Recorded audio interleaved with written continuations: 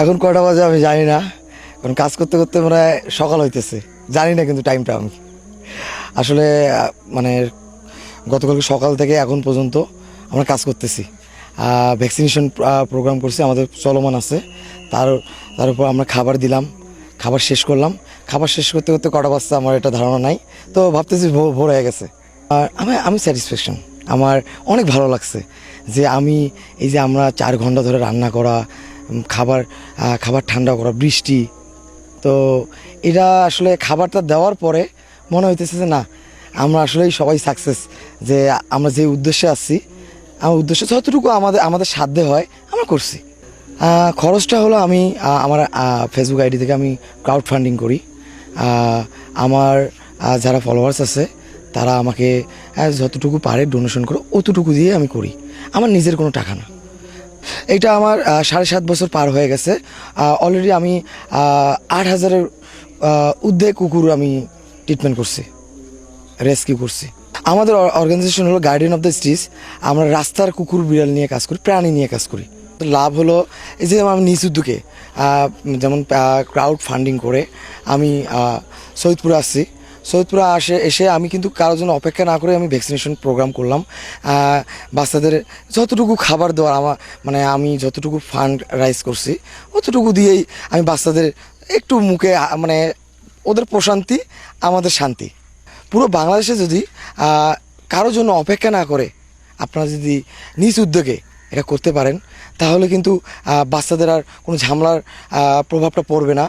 আর rabies আক্রান্ত কুকুরও বাংলাদেশের সংখ্যা কমে যাবে।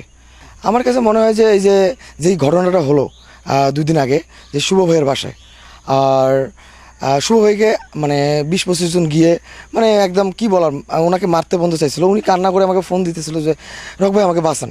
তো এখন আমার যেটা করার, তো আমি বলছি ওনাকে আশ্বাস দিচ্ছি, ভাই আমি তো 2 হাত দিয়ে করি, এখন ভাই আমার 1-2 দিন সময় দিতে হবে।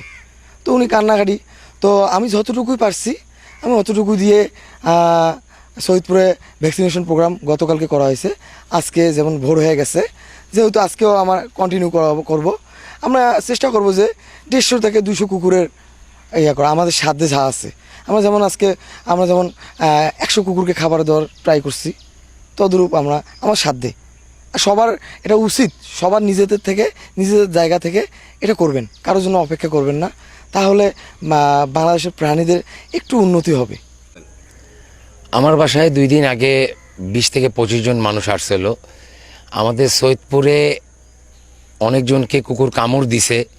এই বিষয় নিয়ে যে ভাই আপনি সব জায়গায় কুকুরকে খাবার দেন, এখন তো এটা দায়িত্ব আপনার। তো আমি এই বিষয়ে আমি আর কি করব, আমার বাসার মধ্যে যদি মানুষ আসে গন্ডগোল করে বা এরকম হামলা চালায়, তো এটার জন্য আমি জাস্ট খালি রক ভাইকে ফোন দিছি, ভাই আপনি আমাকে একটু বাঁচান। আমি তাকে কান্দা মুখেই ফোন দিছি, সে আমার ভয়েসটাও শুনছে কান্দা মুখে, যে ভাই আপনি আমাকে একটু বাঁচান। রক ভাই সাথ সেখান থেকে তার আইডি থেকে সে পোস্ট দিছে যে শুভ ভাই আমি আপনার এখানে আসতেছি, আপনাদের সৈয়দপুরের যেগুলা কুকুরের ভ্যাকসিনেশনের বিষয় আমি এটা একটু দেখতেছি ভাই, আমি আপনাকে এই বিপদ থেকে বাঁচাচ্ছি। এর চেয়ে আর বেশি আর কি বলবো। এখন আমার অনুভূতি, সবাই খাচ্ছে, প্রত্যেকটা বাচ্চা খাচ্ছে সৈয়দপুরের, এর চেয়ে বেশি তো আর সুখ তো আর নাই। তারা খাচ্ছে, তাদের ভ্যাকসিনেশন ভালো মতো আজকে দিতে পারছি। গতকালকে শুক্রবার, মানে আজকে সকাল হয়ে গেছে, শুক্রবার থেকে আমরা আবার ভ্যাকসিন দিব, সারাদিনটা ভ্যাকসিন দিব। তো কোনো সমস্যা নেই, যতটুক পারি আমরা ভ্যাকসিন দেওয়ার চেষ্টা করব। আমাদের যে রোমিও, ও অনেক ভালো বাচ্চা, কিন্তু বাচ্চাটার একটু অসুস্থ। তা আমরা ভাইয়াকে বলছিলাম, তো ভাইয়া আজকে নিজের এতটা ব্যস্ততার মধ্যেও, আপনারা তো সবাই জানেন, আজকে আমাদের ভাইয়া এখানে আসছিল, রক ভাইয়া, বাচ্চাদেরকে ট্রিটমেন্ট করার জন্য, ভ্যাকসিনেট করার জন্য। তারপরও আমাদেরকে রোমিওকে ভ্যাকসিন দিয়েছেন। আবার রাত্রে ভাইয়া ননস্টপ, ভাইয়ারা রাত্রে ওদের খাবার পরিকল্পনা করেছিলেন, এই ভোর পর্যন্ত ভাইয়ারা খাবার দিয়েছেন। তার ভাইয়াদেরকে অনেক অনেক অভিনন্দন। আর ভাইয়াদের এই আগামী পথ চলা আমরা একসাথে চলি যেন, এটাই আশা করি।